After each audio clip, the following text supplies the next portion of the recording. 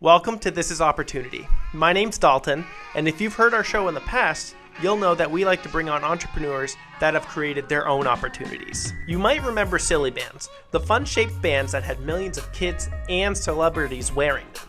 Today, we have CEO Robert Croak, who is also the creator of SANITIZER bracelets. Robert, welcome to the show. My pleasure to be here. Let me know what I can do to bring value and have a good conversation. Of course. So, yes, our podcast is going to be on YouTube, but for the people listening to this podcast, can you please explain to us what the SANITIZER bracelet is? Yeah, sure. I mean, it's self-explanatory. We coming into COVID-19 and me being kind of a self-described germaphobe, I felt there had to be a better way to stay safe because not only for people like me, but for the general public and kids, there's so many people out there that still think COVID-19 is not serious or real. And you just find yourself in all of these unsafe situations of being in public or going into a restaurant or having to touch a credit card machine and not having sanitizer ready. And I just felt that I could create a bracelet that would solve that problem and give you sanitizer on the go and make it easy and give you that extra level of safety for those 5, 6, 7, 8 uses you need a day when you're in public and don't have sanitizer with you.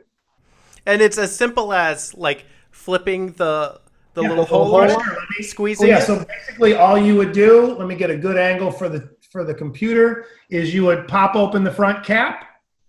That's all you got to do. Give it a squeeze. As you can see, the sanitizer comes out. Shut it, wipe it, and then you've got it here. And it holds, like I said, it depends on how much you use per use, but it holds 6 to 10 uses before you'd have to refill it. And that's great for, I could see myself using that simply like going to the grocery store. I got to touch a cart. So simple. Well, it's remarkable, even though with all the CDC and governmental guidelines, it's remarkable how many places you go. For instance, I went to an Office Depot a couple weeks ago, and on the counter, they had a giant display of sanitizer for sale, but I still had to touch the credit card machine, and they had no sanitizer for use.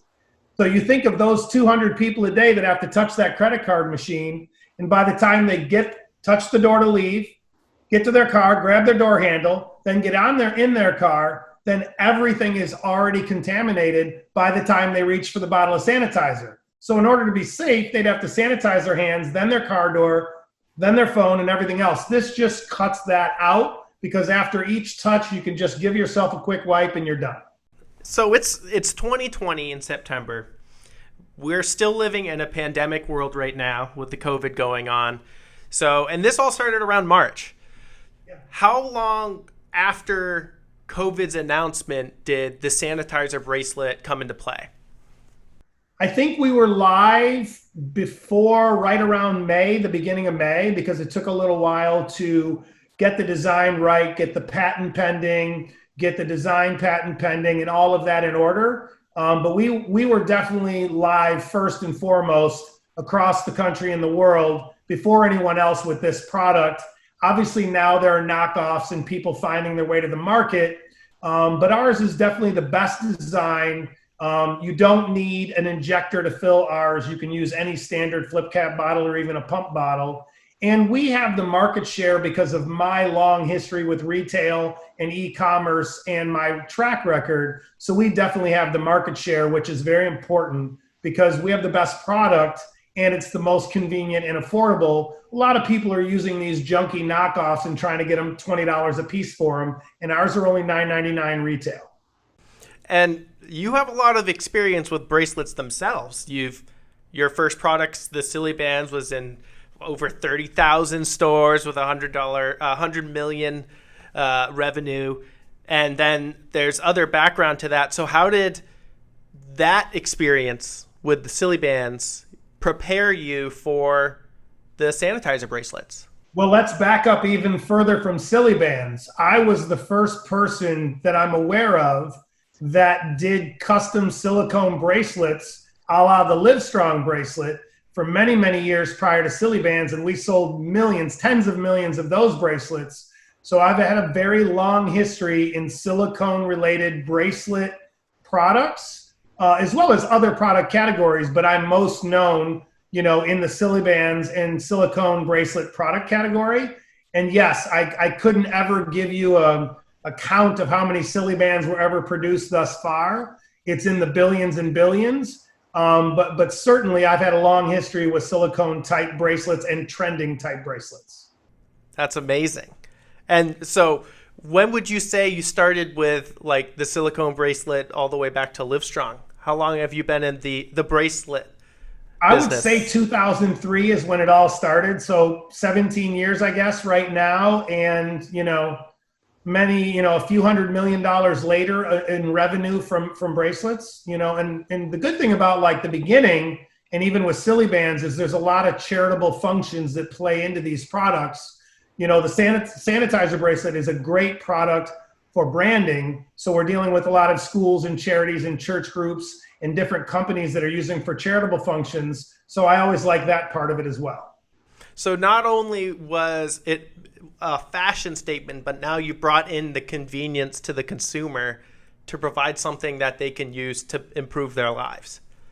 Well, yeah, I look at it this way. The sanitizer bracelet is stylish and it's convenient and it's affordable. And all three of those things are very important because you can take there's products out there right now that are a bracelet with a giant canister on them to hold sanitizer.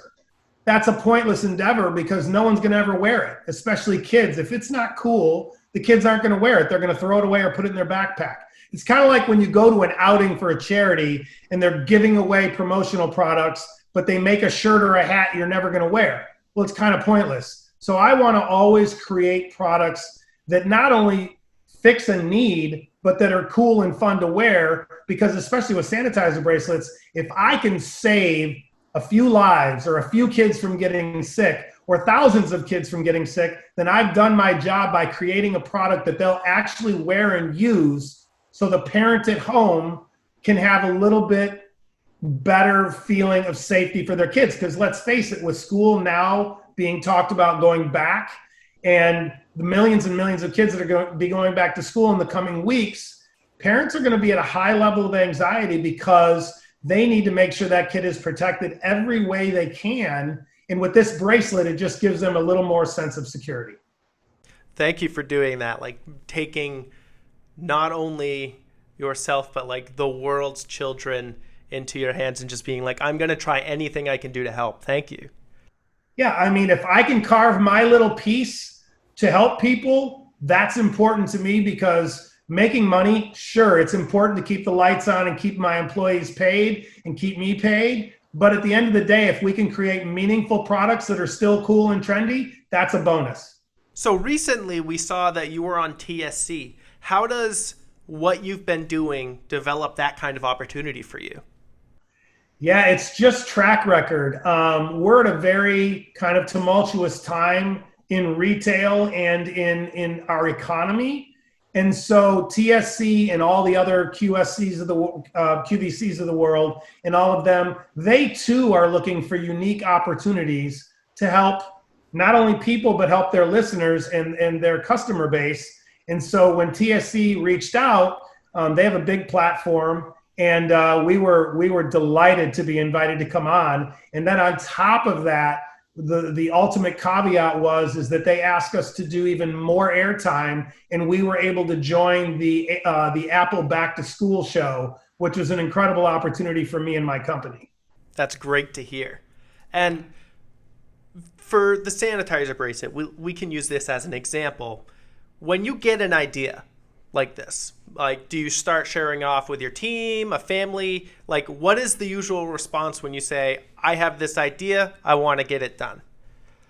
That is a tremendous question. I applaud you for that, because one of the key takeaways for your listenership and entrepreneurship in general is don't listen to anyone that hasn't done it, because it always comes down to, I've had so many ideas over the year where, I'll be honest with you, SILLYBANDZ, my team laughed at me and said it was a dumb idea and nobody would ever buy them. And so had I listened to them, this would be a completely different conversation, or I wouldn't be here at all. And so at the end of the day, I generally, it goes from napkin to drawing to 3D to animation to CAD to then to the factory. And that all happens usually pretty quickly if I believe in a product and I want to fast track it to the market, which I did with sanitizer bracelets. But I generally will leak it to obviously Sophia and then a few key members in my kind of camp. But at the end of the day, it's me being the decision maker, because most people they don't have the thought process or the feeling or the understanding. And if I were to listen in the last 20 years to everyone that told me an idea was good or bad, I wouldn't be here today. So I generally go with my gut, and I strongly recommend others to do the same. Awesome. So there's like copywriting fees. There's this cost of manufacturing fees. What would you say is one of the hidden aspects of starting a new product that most people don't know about? Most people, when they create a product, they want to get it perfect first and then go figure out how to get it to market second. And in this era of entrepreneurship, I think it's a horrible mistake. I think you're better off to go from concept to market as fast as you can and then iterate later for perfection. Because at the end of the day, when I got started in this game, there was no Alibaba, there was no drop shipping, there was no Oberlo. Nobody knew how to manufacture. Now everyone on TikTok that hears about Alibaba or Oberlo thinks that they're a manufacturing expert. They dump in, they buy whatever they can find, and they do Facebook ads, and that's the process. So when you're starting a process from scratch, I definitely think you need to cover your bases with a design patent, at least a trademark on the product or name or logo, and do some of the diligence, but don't do the diligence for so long without proving the concept. Because I've seen people spend $250,000 or more getting a concept done through a year's process, get it to market, and nobody wants it. Or the trend or timing of the process took too long, so that product may be past tense now or someone else did it. So I think it's very key to cover your bases, but also speed to market. Thank you. And let's say, so there's usually a budget when someone's creating an idea. They set themselves a budget, or they only have so much to start with in their bank account. What advice would you give to someone who has a very low or no budget at all? Beg, borrow, steal, and do whatever you can humanly do to get the money to be able to move forward. Because at the end of the day, if you believe in it and it's a great idea, you have two options. Find someone like me, bring it to me so I can analyze it and discuss with you and help you get through it. Or keep it a secret so no one out there will knock it off and you get the head start on everybody, but figure out how to get the money no matter what it takes. So we've seen TikToks, we've seen Instagrams, we've seen posts online. Social media is a very large market that gets information out there. What would you say is a good technique for using social media? Exposure. You know, right now for us, TikTok has been fantastic. It's the best new platform. The algorithm still isn't, sequestering people's content where it's not getting out there. Instagram is kind of a dead platform because there's so many constraints now to growth, and organic growth is almost impossible on Instagram. Whereas it's not on TikTok at this time. So it's really just all about getting your product out there, finding an audience. And even if you don't have a budget, let's face it, TikTok is free. If people like your product and you have a winner and you create content, even if it's not professional content, you will find your audience.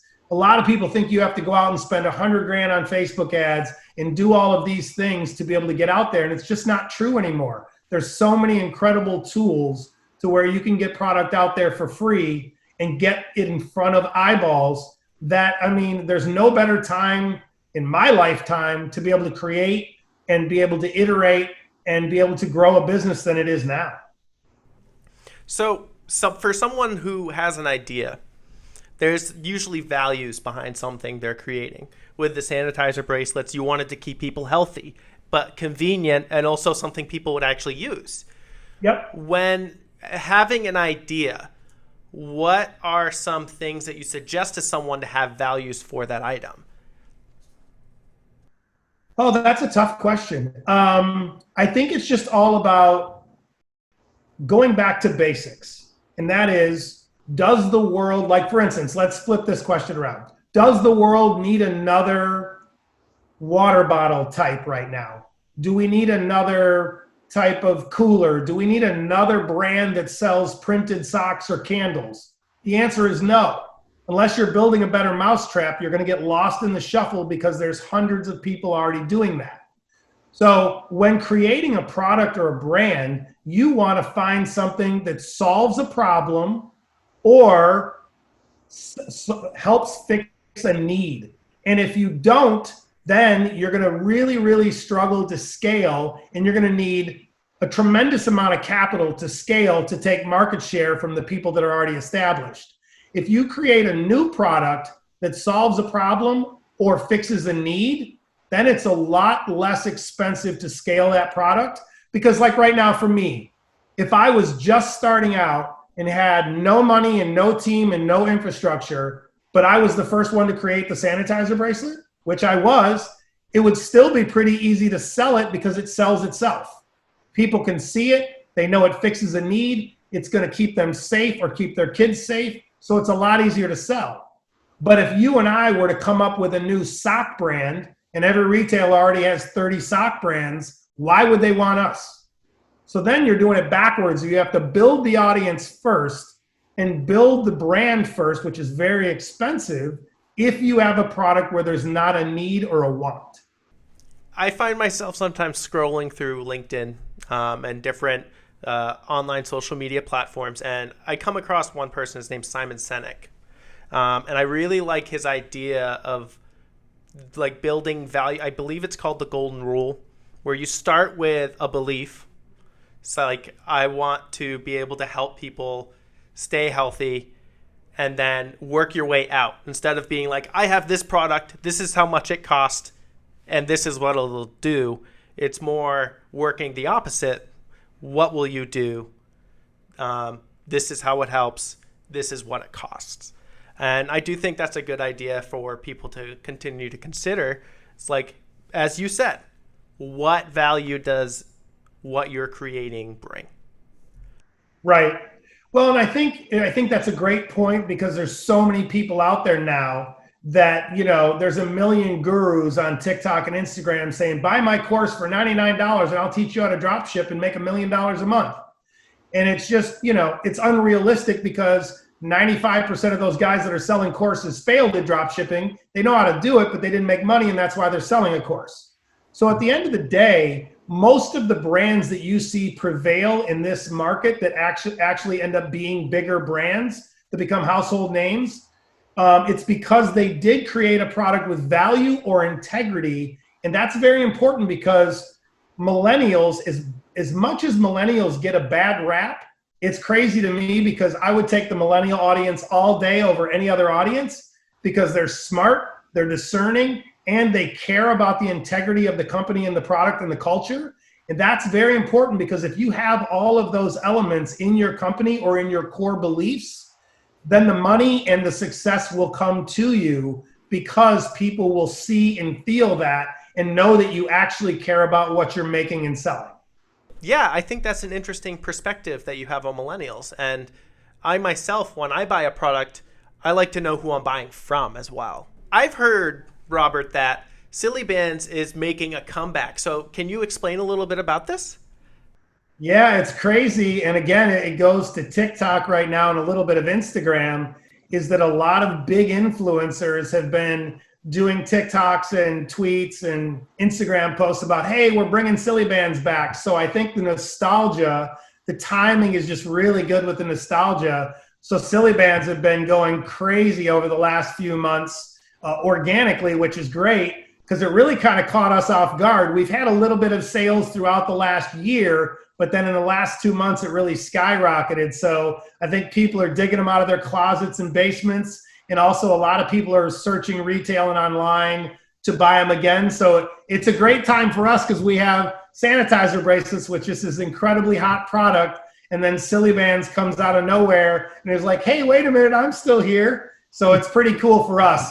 And the website for SILLYBANDZ is SILLYBANDZonline.com. So yeah, it's pretty exciting times to have two products that are both kind of battling it out in retail and online, and both organic, which is really great because, you know, people don't want to be told something is cool. They want to make it cool for themselves. And so it's pretty exciting for us. So I do want to say, like, thank you. It's been a great pleasure talking with you. For someone who's looking into these sanitizer bracelets, because I do think it's a product of value, where can they find them? Easy, sanitizerbracelets.com. And then also we're on, you know, TikTok, Instagram. We're pretty much everywhere right now and easy to find. We're in and scaling every day. We're in about probably 6,000 or 8,000 stores right now. We're adding a few thousand stores a week retail wise, and we're adding other countries right now as we speak. For me, it's simple, at Robert Croak on Instagram and at Robert Croak Official on TikTok. That's great. Any other final tips for any of the listeners? Just do it. If you're an entrepreneur and trying to get started, whether it's in a big idea or a side hustle, don't worry about perfection. Just get started because no idea is too crazy. If SILLYBANDZ, a shaped rubber band, can do $200 million worldwide wholesale, no idea is too crazy. So just do it. Everyone, you heard it here, Robert Croak. Thank you to the listeners for joining us. In addition to the podcast, we can celebrate our guests by sharing some of what they have done. Check out our Instagram at caluniversity_edu. Every episode, we host a giveaway with some awesome products and services that our guests have shared with us. Follow us there so you can see who we'll be speaking with next.